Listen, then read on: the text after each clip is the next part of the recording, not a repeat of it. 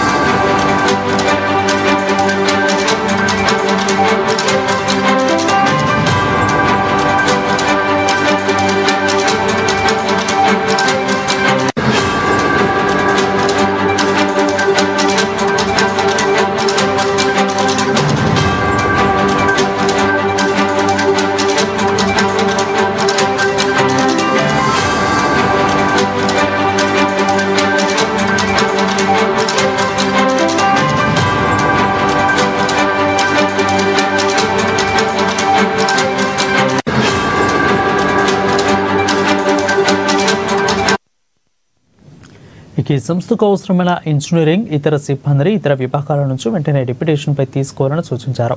మధ్యాహ్న భోజన బిల్లుల చెల్లింపును గ్రీన్ ఛానల్లో చేపట్టాలని, ఈ విషయంలో ఎటువంటి అలసత్వం చూపొద్దని అన్నారు.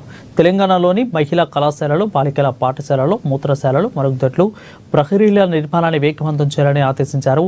కంటైనర్ కిచెన్లకు ప్రాధాన్యం ఇవ్వాలని, కంటైనర్లపై సోలార్ ప్యానెల్తో అవసరమైన విద్యుత్ వినియోగించుకోవచ్చని సీఎం తెలిపారు.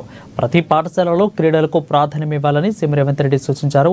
అవసరమైతే కాంట్రాక్ట్ పద్ధతిన వ్యాయామ ఉపాధ్యాయులను కూడా నియమించే అంశాన్ని పరిశీలించాలని అధికారులను సీఎం ఆదేశించారు. అమ్మ ఆదర్శ పాఠశాలల కింద పాఠశాలలో పారిశుద్ధ్య పనులకు సంబంధించిన బిల్లులు తక్షణమే విడుదల చేయాలని సీఎం ఆదేశించారు. సంక్షేమ గురుకుల పాఠశాలలోని బాలికలకు వివిధ అంశాలపై కౌన్సిలింగ్ ఇచ్చేందుకు మహిళా కౌన్సిలర్లను నియమించాలని సీఎం సూచించారు. విద్యారంగంపై పెడుతున్న ఖర్చును తాము ఖర్చుగా కాక పెట్టుబడిగా చూస్తున్నామని సీఎం రేవంత్ రెడ్డి తెలిపారు.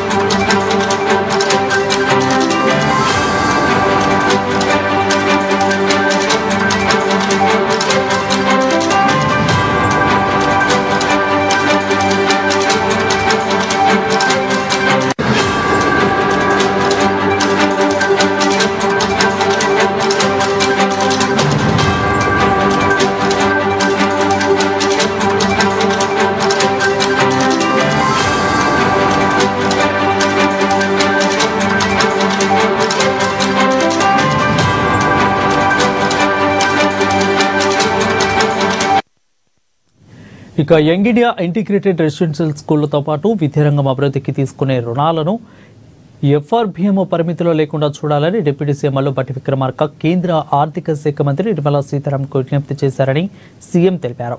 ప్రభుత్వ విద్యా సంస్థలో చదువుతున్న వారిలో 90% పైగా బీసీ, ఎస్సీ, ఎస్టీ, మైనార్టీలు ఉన్నారని, ఈ విషయాన్ని నిర్ధారించేందుకు గత 10 ఏళ్లలో ప్రభుత్వ విద్యా సంస్థల్లో చదివిన వారి వివరాలపై నివేదిక రూపొందించాలని సీఎం ఆదేశించారు.